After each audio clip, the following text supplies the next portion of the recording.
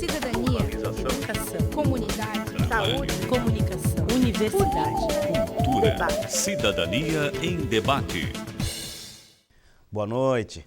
Estamos começando mais uma Cidadania em Debate aqui pela FURB TV.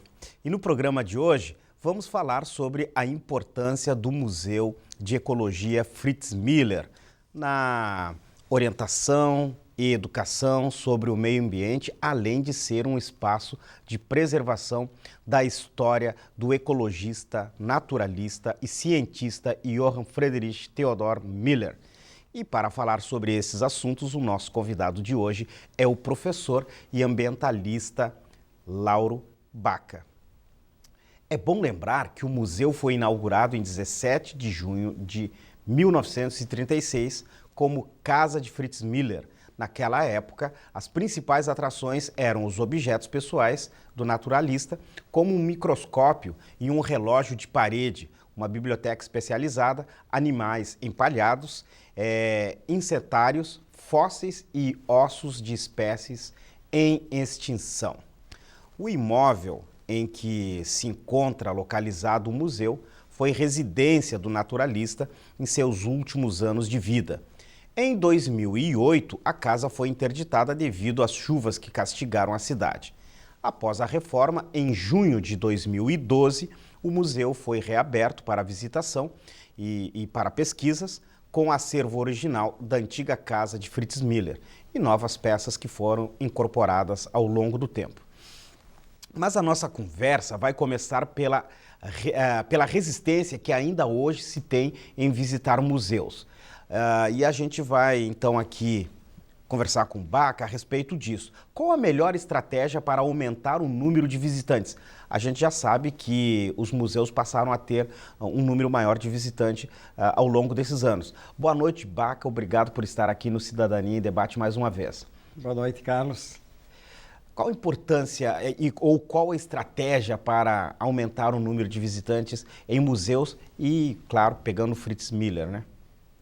Olha, os museus, eles, felizmente no Brasil, estão começando a ser mais valorizados.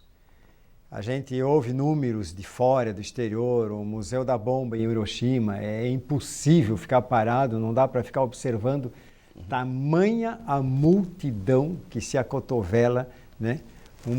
Museus na Europa recebem multidões que lembram uma Oktoberfest em Blumenau. É inacreditável, mas é isso, né?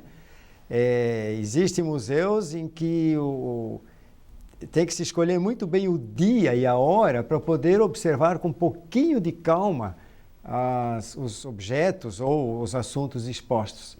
Porque senão a gente é arrastado pela multidão. Consegue olhar, mas vai olhando e vai indo adiante porque tem um segurança mandando ir adiante, etc., né? O museu mais visitado do mundo, não sei se estou enganado, mas me parece ser o Museu Britânico em Londres, que recebe quase 10 milhões de visitantes ao ano. Isso é uma loucura, né? Filas se formam na entrada de museus no mundo todo.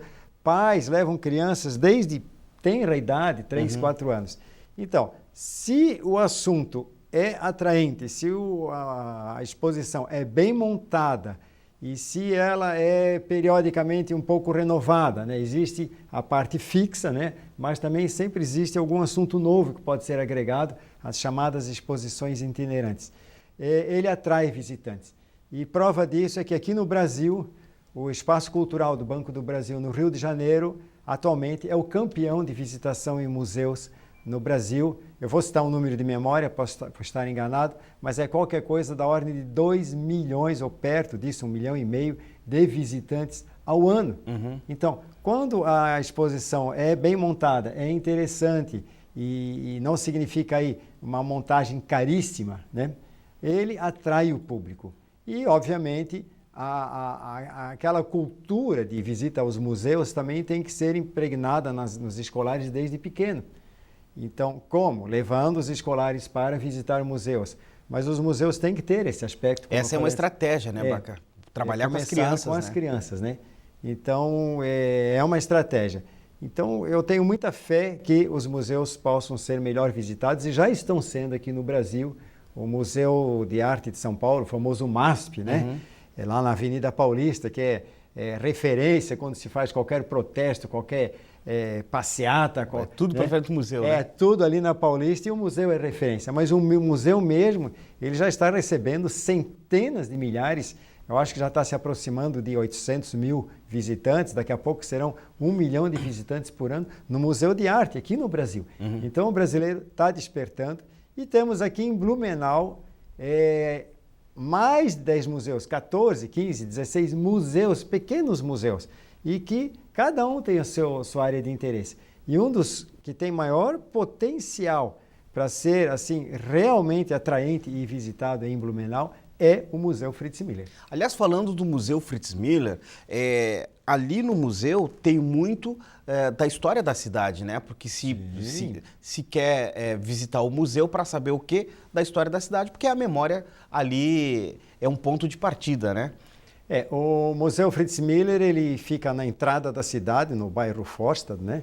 No tempo em que a Rua Itajaí não era a Rua Itajaí, era um caminho, começou com uma picada, depois virou um caminho de carroças, depois estrada de terra, depois asfaltado e assim está até hoje, né? E ali viveu um grande naturalista brasileiro, qualificado por muitos cientistas brasileiros como o maior naturalista que o Brasil já teve. E isso nós temos aqui em Blumenau, né? E esse museu, como você falou bem na abertura, foi inaugurado originalmente em 1936, né, como Casa de Fritz Miller. Em 78, eu fui convidado pelo então prefeito Renato Viana para assumir o museu que estava completamente abandonado. Assumimos, tornamos ele razoavelmente conhecido, né, e chamamos ele de Museu de Ecologia Fritz Miller. Alguns anos depois, conhecendo melhor a vida e a obra do Fritz Miller, me arrependi. Aí mudou. Me arrependi de ter dado esse nome de Museu de Ecologia. O Fritz Miller tem uma obra tão grandiosa, tão impressionante, uma biografia, um estilo de vida tão rica, né, que ele só já basta para ser a atração do local. Então, a ideia agora, através da criação da Associação dos Amigos da Casa de Fritz Miller, que conta com é incrível, mas ela já está sendo fundada com 63 pessoas associadas. Aliás, essa associação, ela nasce a partir de quando, professor Baca? Ela surgiu no bojo do Instituto Histórico de Blumenau. A Associação Amigos do Museu Fritz Miller é uma espécie de filhote do Instituto Histórico de Blumenau. Que o Instituto Histórico de Blumenau, ele teve uma demanda bastante grande concentrada na vida, obra e na casa do Fritz Miller. Há projetos de restauro da casa, de retorno às características a mais original possível, de retorno ao jardim o mais parecido possível com a época do Fritz Miller. Os dados a respeito são muito assim escassos, mas são suficientes para chegar bem próximo do que era realmente, né? Assim como existe o correspondente dele na Inglaterra, perto de Londres, na localidade de Downey, a casa onde morou Charles Darwin.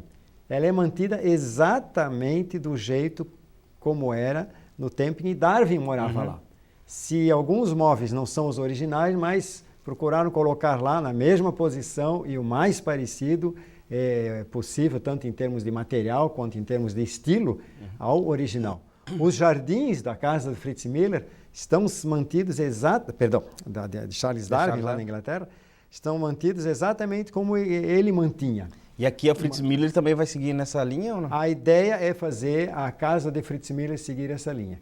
Então, com o correr do tempo, aconteceram alguns erros em sucessivas reformas ou manutenções da casa onde morou Fritz Miller, aconteceram alguns erros de reconstrução e erros alguns até grosseiros e que precisam ser, digamos assim, refeitos. Eu sempre digo, brincando, né, talvez isso que eu falo não tem muita, digamos assim, valor histórico ou até científico, mas a parte mais velha da casa tinha o telhado mais alto. A parte intermediária, que ainda é do tempo do Fritz Miller, até onde se sabe, o telhado era um pouquinho mais baixo. E um puxado que foi feito na outra extremidade, na época do prefeito Bush, e o objetivo daquele puxado foi que ali pudesse morar uma família de zelador do museu, no caso zeladora, o telhado foi mais baixo ainda. Dá para dizer, assim, claro, de uma forma assim um pouco figurativa, né? Que à medida que os imigrantes europeus se convenceram que aqui não caía neve, o telhado foi baixando menos íngreme. E hoje, quem vai lá na Rua Itajaí no museu, vê um telhado único na mesma altura. E ficou um prédio comprido, espichado, parece uma estaçãozinha de trem, né? Não é assim que era a casa do Fritz Miller. Então, já graças ao pessoal do Instituto Histórico, e eu destacaria aqui o papel da historiadora Ana Moraes, que está fazendo assim, está se empenhando enormemente, o pessoal do museu, a Amabeli Espíndola, existem propostas de fazer, de conseguir verbas, fundos, para que se possa fazer isso. O próprio terreno, por ser um local histórico, ele não pode ser modificado. Tem que seguir o que era, né? Tem que seguir o que era, tem que... quem for lá visitar tem que se sentir no ambiente da época do Fritz Miller, porém modernizado com o que é possível se modernizar para mostrar como é que foi a sua vida. Que é uma leitura da memória, né, professor Baca? Porque você pega aquilo que foi colocado, que foi trabalhado ou que foi organizado lá nos anos em que o naturalista viveu e tornar isso contemporâneo, né? Claro. Para que as pessoas entendam, né? Do que houve um erro crasso também em administrações municipais anteriores. Alguém achou que aquela grota, né, um mini vale que corria ao lado da casa do Fritz Miller, originalmente era um córregozinho minúsculo que vinha do Moro, que era terreno do Fritz Miller, e de lá atravessava a Rua Itajaí e até desaguar no rio Itajaí. E alguém achou que aquilo era muito feio, que teria que aproveitar melhor o terreno, e começou um aterro, né? E na época eu estava lá trabalhando no museu, quase que eu tive que me jogar debaixo da caçamba do caminhão, para que não... e conseguimos impedir o avanço do aterro, mas mesmo assim algum impacto foi causado. E então uma das ideias também é tentar refazer onde foi estragado, tirar a tubulação, que aquele córregozinho está escondido, né? Não importa se está poluído ou não, eu acredito que esteja muito pouco poluído, porque não tem fontes de poluição da linha montante, e refazer, né? Quem sabe era ali que o Fritz Miller, a esposa dele, a Caroline Miller, ia buscar água, talvez era ali que havia o poço para obter a água para uso na casa, né? Quer dizer, são coisas que precisam ser... exatamente. E preservada também, né? Era ali que ele, dando alguns passos, saindo da sua casa, ele já se deparava com um córregozinho, com o rio Itajaí nos fundos. Nesse córrego, provavelmente, ele podia observar larvas de insetos, pequenos camarões de água doce, que nós chamamos que tinha ali, né? Pituzinhos, né? Então, existem 1000 ideias. Uma ideia assim que eu persigo pessoalmente é de alguma forma tentar conseguir, via patrocínio, doação, lei Rouanet, não sei. Achar uma estratégia, né? Uma estratégia para readquirir a propriedade que fica no outro lado da Rua Itajaí, no morro, e com isso recompor, pelo menos em grande parte, o terreno que pertenceu ao Fritz Miller. Nós estamos conversando com o professor Lauro Baca a respeito de Fritz Miller. A gente vai fazer um pequeno intervalo e na volta vamos saber um pouco mais quem foi Fritz Miller. Já voltamos.